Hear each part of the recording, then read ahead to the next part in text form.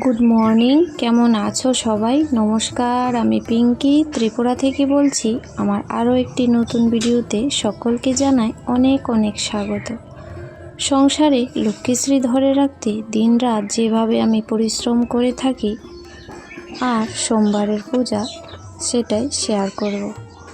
তো আজকে হয়েছে সোমবার, আর সোমবারে সকালে একটু ঘুম থেকে দেরি করেই উঠেছি, কারণ শরীরটা একটু ভালো লাগছিল না।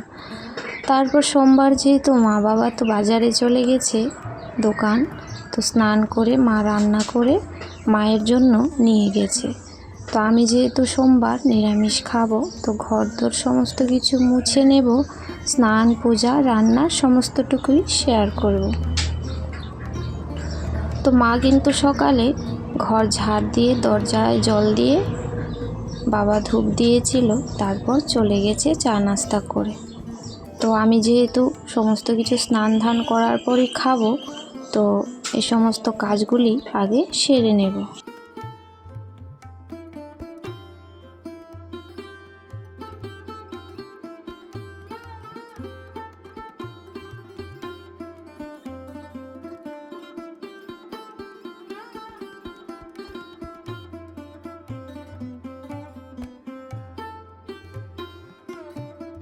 নতুন বন্ধু যারা পরিবারে আসছো, প্রতিনিয়ত স্প্যাম কমেন্ট করে যাচ্ছ, তোমাদের আমি প্রতিনিয়ত বলে যাচ্ছি যে নম্বর বলো না, আমন্ত্রণ নিমন্ত্রণ এইসব বলে কিন্তু চ্যানেল রিচ একদমই ডাউন হয়ে গেছে। এতটা পরিশ্রম করে অনেক স্বপ্ন নিয়ে ইউটিউবে এসেছি, আর কত কষ্ট করে একটা যে ভিডিও বানাই সেটা তো সবাই জানো। তারপরও কিন্তু কারোর কথা কেউ শোনে না। 50টাও কিন্তু আমার ভিউ হচ্ছে না। তো সেটা আমি বলছি না, আমার চ্যানেলটা একটু উপরের দিকে যখন ওঠে 300, 400 বা 600 ভিউ হয়, তাহলেও কিন্তু মনটাকে মানিয়ে নেওয়া যায়।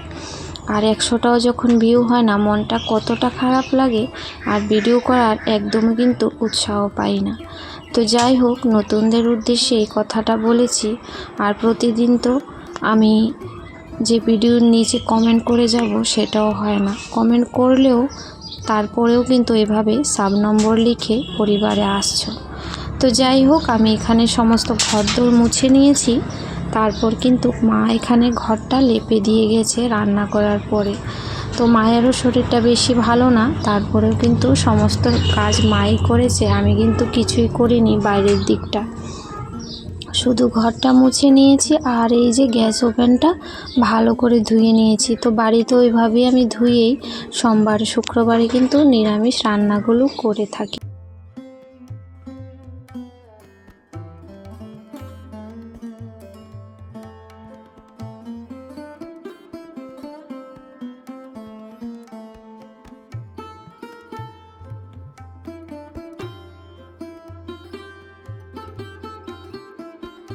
তো স্নান করে চলে এসেছি, এখন ঠাকুর পূজাটা দেব, তার আগে বাসনগুলো মাজা হয়নি।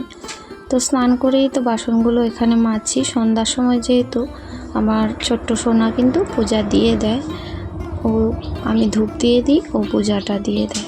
তো এখন যেহেতু গরম পড়েছে, কতটা পরিমাণ ফুল ফুটে গাছের মধ্যে, খুব ভালো লাগে। তো যাই হোক, ফুলগুলো এখন তুলে সব কিছু নিয়ে নেব। আর সোমবার যেহেতু এই রাস্তার ওপাশেই মানে আকন্দ ফুল, তারপর করবী ফুল রাস্তার পাশেই লাগানো আছে, তো এখান থেকে কিন্তু কিছুটা নিয়ে আসব। তো এই সোমবারে কিন্তু এই ফুলগুলো বাবার খুবই পছন্দের। আর বেলপাতা সেরকমভাবে ভালো পাওয়া যায় না এখন, তো যেরকম করে একটা নিয়ে আসছি।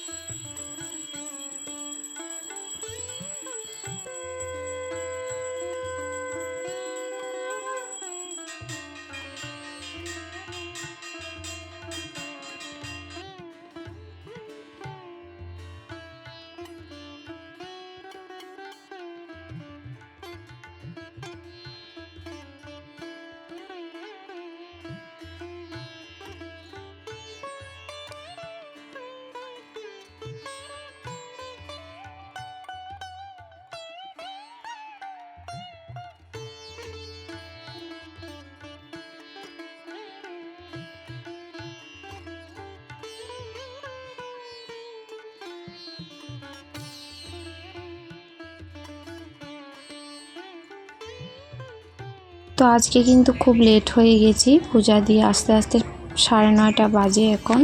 তো যাই হোক, যেরকম লেট হয়েছে সময় মতো কাজটা গুছিয়ে নেওয়ার চেষ্টা করব, বিশেষ করে রান্নাটা। তো এখানে ফোঁটাগুলো দেখাচ্ছিলাম, মা নিয়ে আসছিল, তো আমি ঘর থেকে আসার সময় ভুলে গিয়েছিলাম বলে তো এখানে পুরো এক পাতাই নিয়ে আসছে মা। তো এটা কিন্তু আমার প্রায় 1 বছর চলেই যাবে। তো যাই হোক, তোমাদের একটু হাই হেলো করে দিলাম। আর ঠাকুর পূজা দিয়ে কিন্তু আসন নামিয়ে বাসনগুলো ধুয়ে ঘরটাও মুছে নিয়েছি অফ ক্যামেরাতে। এখন চলে এসেছি রান্নাঘরে।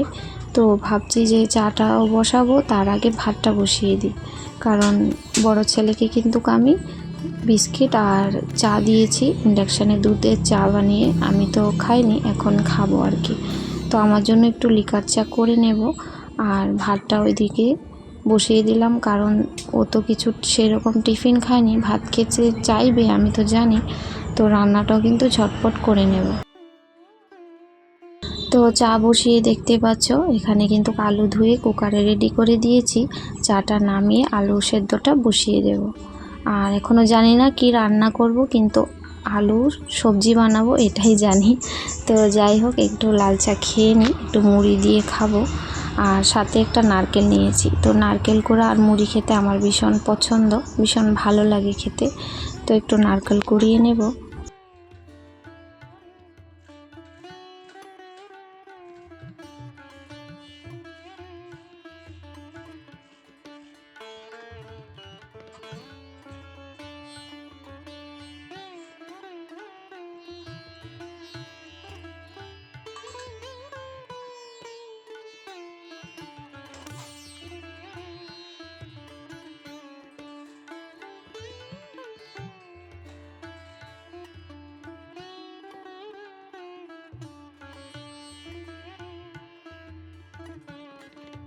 তো ওইদিকে দেখছি যে জলটাও ফুটে এসেছে, গরম হয়ে গেছে, তাই ভাবলাম না চাটা দিয়ে দিই, তারপর বসে বসে চাটা খাওয়া যাবে। তো এদিকে আমার চা খেতে খেতে কিন্তু ভাতটাও কিন্তু হয়ে যাবে। আর একটা কলা নিয়েছি সাথে, কলা দিয়ে এইভাবে খেতে নারকেল মুড়ি ভালো লাগে। তো সবাই তো সব কিছু পছন্দ করে না, কিন্তু আমার ভালো লাগে, তো আমি খাই। তো মুড়ি খাওয়াটা কিন্তু খুব ভালো, বিশেষ করে আমাদের যখন গ্যাস থেকে পেট ব্যথা, বুক ব্যথা হয় না, মুড়িটা খেলে কিন্তু হজম শক্তি হয় আর ব্যথাগুলো কিন্তু কমে যায়। তো যাই হোক, তার ফাঁকে কিন্তু এদিকে মা আবার খরচা পাঠিয়েছে সবজিপাতি। তো সবজিপাতি যে এরকম নেই আবার এরকম না, কিছু আছে, আবার কি রান্না করব সেটাই ভাবছিলাম। তো আমি বলিনি, তো মা এখানে সবজি পাঠিয়েছে। তো এখন করব হচ্ছে কুমড়ো ভাজা। তো ছেলেরা তো কুমড়ো ভাজা খেতে পছন্দ করে, তাই কুমড়ো ভাজা ডাল করলে আগে হয়ে যাবে। তো এদিকে আমার আলু সেদ্ধটাও হয়ে গেছে, তারপরে এই যে ডালটা ধুয়ে কুকারটার মধ্যে বসিয়ে দেব। তো একের পর এক আমার রান্নাগুলো ঝটপট হয়ে যাবে।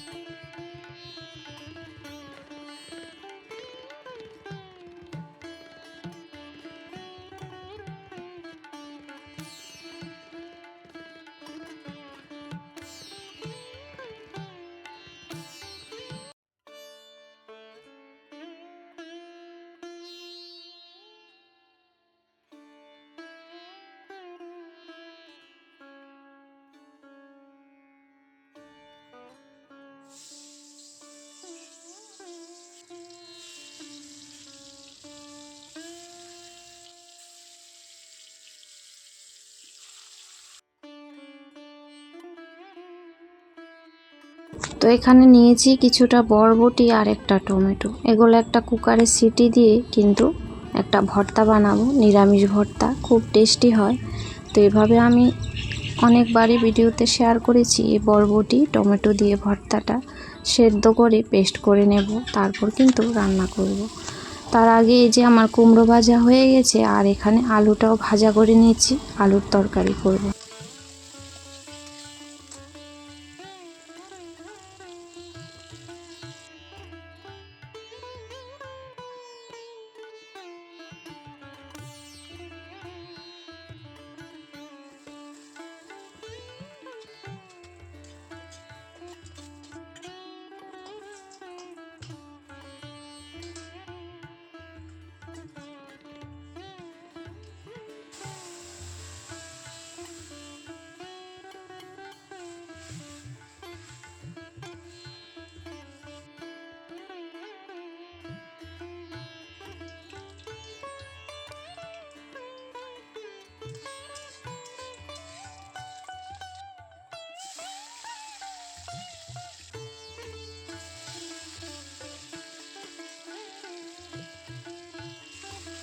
তো একের পর এক দুটো চুলার মধ্যে বরাবর রান্নাগুলো করেছি বলে কিন্তু আমার 1.5 ঘন্টারও কম সময়ের মধ্যে রান্নাগুলো একদম কমপ্লিট হয়ে গেছে। যেহেতু দুটা চুলার মধ্যে কুকারেও বসিয়েছি, বিশেষ করে সেদ্ধগুলি কুকারে হওয়ায় রান্নাটা ঝটপট হয়ে গেছে।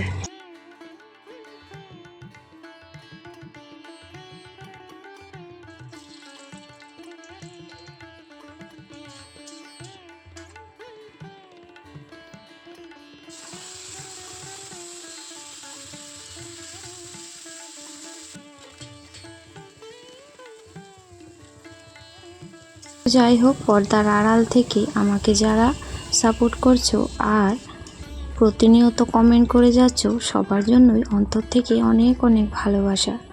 তো এখানে কিন্তু ভর্তাটা প্রায় রেডি। একটু বিলাতি ধনেপাতা দেব, এটা না দিলে এই ভর্তা কিন্তু একদম অসম্পূর্ণ। আর এটা দিয়ে এরকমভাবে ভর্তা হিং ফোড়ন দিলে সবচেয়ে বেশি টেস্ট হয়। তো হিংটা তো এখানে ছিল না, না হলে কিন্তু আমি দিতাম। তো যাই হোক, এখন কিন্তু ভর্তাটা হয়ে গেছে। নামিয়ে আমি গ্যাস ওভেনটা মুছে তারপর ছেলে বলছে ভাত দেওয়ার জন্য। তো আমি বলছি 2 মিনিট দাঁড়াও, আমি চুলাটা মুছে তারপর দিয়ে দিচ্ছি। তো যাই হোক, আজকের ভিডিওটি এখানে শেষ করব। সবাই কিন্তু খুব ভালো থেকো, সুস্থ থেকো। আগামী দিন আবারও ফিরে আসবো নতুন একটা ভিডিওতে।